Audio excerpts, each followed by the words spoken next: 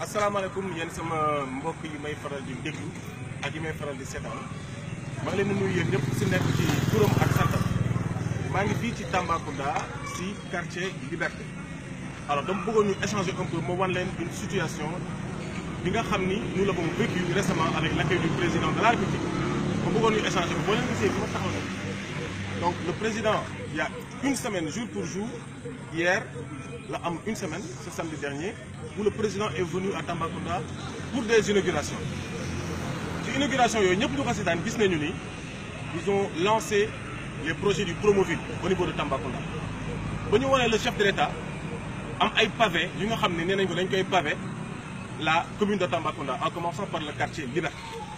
léegi dama leen bëggoon a wan un peu ngeen xam de quoi il s'agit. alors pavé yi ñu leen wane keroog moo nekk nii li ngeen gis en réalité ñu wane ko à la RTS avec un engouement avec plus de 200 personnes qui étaient en train de travailler là-dessus ñu wane ay nit di def ay pavé le chef de l'État ñëw fi bloqué toute une circulation toute une population. Voilà ce dont il s'agit. Ça fait au moins 50 mètres gis ngeen fi mu yem c'est-à-dire une semaine après bi fi président jógee benn xeer tegaatuñu ko si c'est-à-dire cinéma rek la ñu doon def. Et moi je défie les autorités locales je défie le président de la République je suis sûr et certain que le jour des élections inch'Allah bu ñu fi ñëwaatee lii nii fi mu toll nii tey foofu lay yemaat ba tey du dara du changement. Donc ils sont en train de nous faire des cinémas yoo xam ni ñun population de Tambacounda on en a marre de nous sortir parce que tey bu fekkee ne dañuy lancer le Promoville ñu wane un président de la République qui est venu soi-disant lancer des projets au niveau de Tambacounda man jàppoon naa ni bu may ñëw parce que fii sama koñ la nekk c'est à l'entrée de mon quartier jàppoon naa ni su may ñëw damay daw ba suma buntu kër ci kaw pavé yi mais malheureusement quand je suis venu j'ai trouvé que 50 mètres de pavé ak tralala bi ñu wan ak cinéma bi ñu wan ak film bi ñu fi wan yëpp ci RTS ñu wane le président gars yi di teg ay pavé di continuer ay personnes porter des gilets et cetera donc c'est cette mascarade là mooy loo xam ni daf ñu commencer soof et on en a marre approche-toi donc tey je n'en ai pas parlé boobu ak léegi xam nga président bi mu fi ñëw on a vu que les populations de Tambacounda entre guillemets sont sorties mais en réalité ce qui s'est passé c'est que la commune de Tamba n'a pas mobilisé parce que nit ñi def dañoo jéppi très sincèrement ce gouvernement ak ñàkk fayda ñàkk fayda bi ñu ñàkkal fayda ñun waa Tambacounda ñàkk toppatoo bi ñu ñàkk toppatoo ñun waa Tambacounda on a tellement de projets yoo xam ni je donne un exemple à l'heure où je vous parle le lycée suñu lycée bi ñu am suñu moytuwul dina daanu suñu kaw élèves mënuñu fexe ba réfectionner ko le lycée technique Abdoulaye Wade avait démarré mais chantier yi dafa taxaw depuis 2009 kenn waxu si on a un problème extraordinaire de santé publique à l'hôpital régional de Tamba les gens sont en train de mourir parce que tout simplement ils ont pas des soins de qualité il y a pas assez de matériel suñu centre hémodialyse bi une bonne partie des matériels sont en panne notre morgue ne marche pas à 100% et aujourd'hui ils se permettent de faire tout ce cinéma là ce qu'il faudrait très sincèrement dama jàpp ni que ñun dañu ñàkk fayda ñun waa Tambacounda dañu ñàkk fayda amuñu benn fula ci suñu bopp parce que si depuis toujours depuis les indépendances ñun bu ñu nekkee xale ba léegi c'est la même chose qui est en train de se produire et les populations de Tamba continuent di taxaw bu président di ñëw ñu génn ci kaw tali bi di ko tàccu di ko yuuxu très sincèrement je pense que duñu egg fenn. alors malheureusement ce qui s'est passé en réalité c'est que ces leaders politiques qui sont à Tamba dañu dem ci àll bi ils ont promis à sama mbokku pël yi ne leen on va vous loger à l'hôtel ne leen on va vous nourrir ne leen on va vous donner le transport ne leen que le président de la République va les recevoir quand ils sont venus ñenn ñi dañ leen camper stade ñenn ñi ñu camper leen ci ay espace public ñeneen ñi ñu camper leen ñuy errer ci mbedd bi lekkuñu naanuñu c'est pour dem toilette sax dañuy wër ci buntu kër jàmbur yi di ñaan nit ñi pour ñu may leen ñu mën a dem toilette donc mu nekk loo xam ni c'est déplorable et c'est extraordinaire c'est ñàkk respecté nit ñàkk wormal nit ñàkk ay kilifa ay magum jëm ay paa yu am 50 60 ans 70 ans nga jëlee leen ci àll bi indi leen jox leen ay t-shirt jox leen ay tissus pour ñu ñëw tàcc benn nit pour 1 heure de temps ñibbi et on dépense des cinquantaines de millions qui auraient pu servir à autre chose xam nga tey li ñu fi dépensé sur mobilisation président les pancartes qui ont été financées les t-shirts qui ont été confectionnés le transport nit ñi ci ni ñu leen jëlee ci àll bi indi leen ci biir fii pour ñu tàccu leen président mais réglé woon na une bonne partie des problèmes des populations une très bonne partie. On aurait pu réfectionner notre lycée on aurait pu terminer le lycée technique mais pavé bi ñuy def nii lii ñu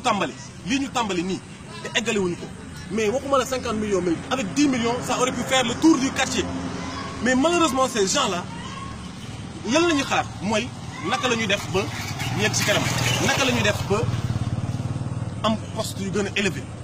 ku si nekk directeur yaa ngi bëgg a nekk ministre ku si nekk ministre yaa ngi bëgg a conserver sa chaise et cetera et cetera et cetera. J'ai rencontré des personnes qui m'ont dit que toroxtaange la ñu fi indaale te toroxtaange la ñu fi jëlee dem yow ku amul dépense sa kër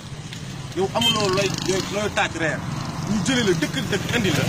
pour 1 heure de temps nga taxaw tàccu un président de la République bi nga xam ne dafay romb dem mais alal boobu nga xam ne moom lañ jël ci mobilisation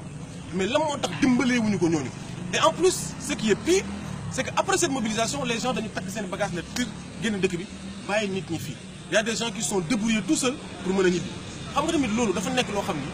ni ñun mënuñu dëkk si dëkk bi am amour de suñu biir dëkk ba pare taxaw di ko seetaan suñu ko defee ñàkk ngor suñu ko defee ñàkk fayda donc cette mascarade à l'approche des élections qu'ils sont en train de faire ñun loolu la ñu bëgg mu dakk et aujourd'hui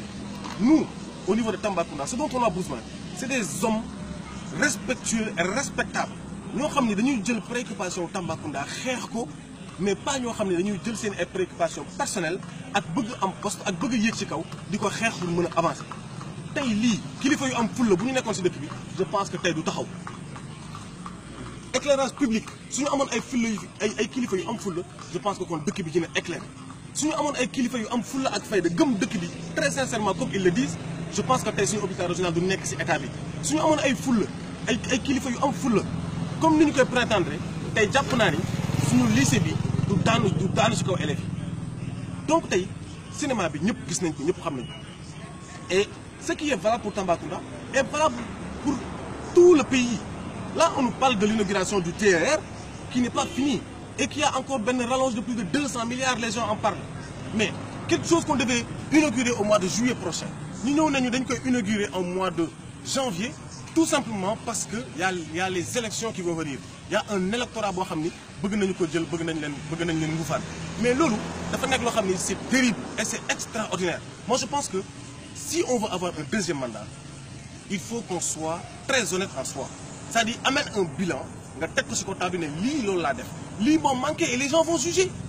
mais pas ñu ñuy defal ay cinéma parce que ce qu'ils sont en train de faire dans ce pays c'est vraiment du cinéma ñun nag ñu dëkk ci dëkk bi am na yoo xam ne duñu ko nangu tey duñu ko nangu suba dinañ leen jébaane dinañ dugg ci askan wi dinañ wax ak nit ñi pour que ces choses changent parce que on en a marre lii nii xam ngeen ni du dëgg du yoon le Promoville mais Tamba est la dernière région on en a parlé